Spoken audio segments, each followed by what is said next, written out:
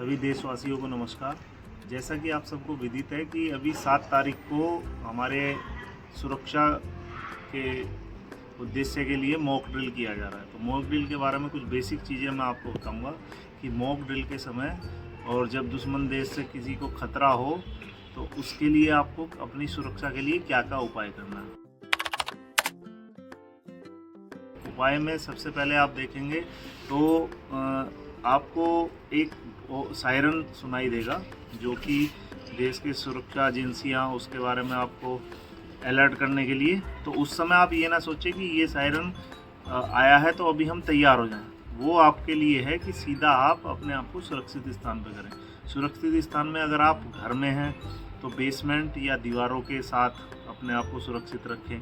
फिर जो hard board की प्लाई हैं, इस तरह की टेबल्स वगैरह हैं, उनके नीचे कॉर्नर में अपने आप को बैठा लें, बच्चों को वहाँ सुरक्षित रखें। अगर आप खुले मैदान में हैं तो लेट जाएं, जिसका अभी आपको आगे बताया जाएगा कि खुले मैदान में लेटकर आप कैसे अपने आप को सुरक्षित रखते हैं और बिल्डिंग में आप हैं तो कैसे सुरक्षित रखते हैं। इस स्थिति में एक काम आपको ज़रूर करना है कि आग लगने की संभावना सबसे ज़्यादा रहती है। तो आग लगने की स्थिति में आप अपने घर में एक कंबल को ज़रूर भिगो कर रखेंगे तो उस कंबल का यूज़ आप कर सकते हैं आग से निकलने के लिए, ठीक है।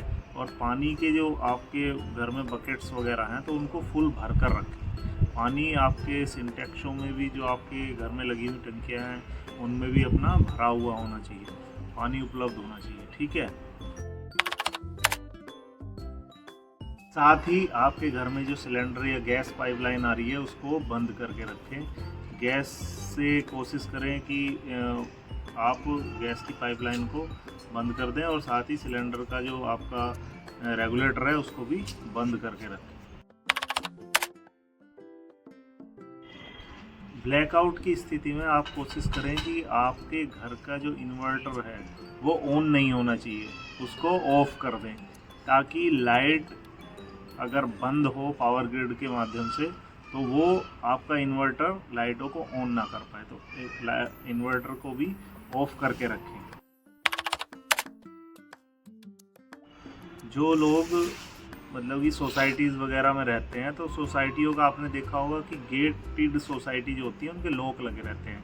साथ ही आप भी अपने घरों में कभी जीने ऊपर आपका दरवाज़ा होता है और सबसे छत पे जाने के लिए वहाँ भी लॉक लगे रहते हैं। तो कोशिश करें कि उन लॉक को खोल दें। फिलहाल इस स्थिति में खोल के रखेंगे तो लोगों का आवागमन रेस्ट्रिक्ट नहीं होगा और आसानी से लोग अपना नुकसान की स्थिति में बाहर निकल सकते हैं। इस चीज़ का ध्यान रखें। तो दोस्तों, मैं आप लोगों को बताना चाहती हूँ कि जैसे ही युद्ध की स्थिति बनती है या मॉक ड्रिल के अंदर हमें हमारे पास क्या क्या चीज़ें रखनी अनिवार्य होती हैं। जैसे कि हमारे पास एक वाटर बॉटल होनी चाहिए और हमारे पास एक फर्स्ट एड बॉक्स होना चाहिए जिसके अंदर या तो हम कोई भी दवाई रख सकते हैं या फिर पट्टियाँ जो कि किसी भी घायल इंसान को ठीक करने में हेल्प करेगी। पहले सायरन के बाद आपको अपने आप को बचाव वाली कार्रवाई करने के बाद जब खतरा टल जाएगा, खतरा क्या हो सकता है आपके लिए संभावित, दुश्मन देश की मिसाइलें आपकी बिल्डिंगों पर गिर सकती हैं, गोले आ सकते हैं, बम वगैरह का बमबारी हो सकती है। तो उससे जो नुकसान होगा उसके बाद जब वो मान लिया खतरा टल जाएगा उसके बाद पुनः एक सायरन और बजेगा जो सुरक्षा एजेंसी द्वारा आपको अलर्ट करने के लिए कि अभी खतरा टल चुका है। तो आपको क्या करना है, अपने आप को सुरक्षित, आप जीवित हैं तो अपने आप को बाहर निकाल के अपने दूसरे साथियों की सहायता करनी है जिनको कोई नुकसान हुआ है या दिक्कतें हुई हैं, चोट मोच लगी है। तो उनकी सुरक्षा के लिए आपको अपने स्थान से बाहर निकल के आना और उनकी हेल्प करनी है। हेल्प करने में उनको क्या क्या करना है कि उनको सुरक्षित उठाकर किसी हॉस्पिटल तक पहुंचाना, एम्बुलेंस तक पहुंचाना, रोड हेड तक ले जाना। तो ये सब चीज़ें आपको करनी है।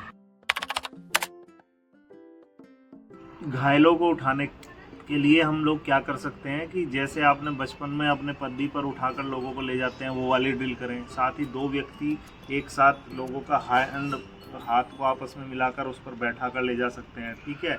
और आपके पास कोई चद्दर है तो उसको स्ट्रेचर का यूज़ करके और दोनों साइड से पकड़ के घायल को नीचे उस पर लेटाकर एक दो ले जाने का काम कर सकते हैं।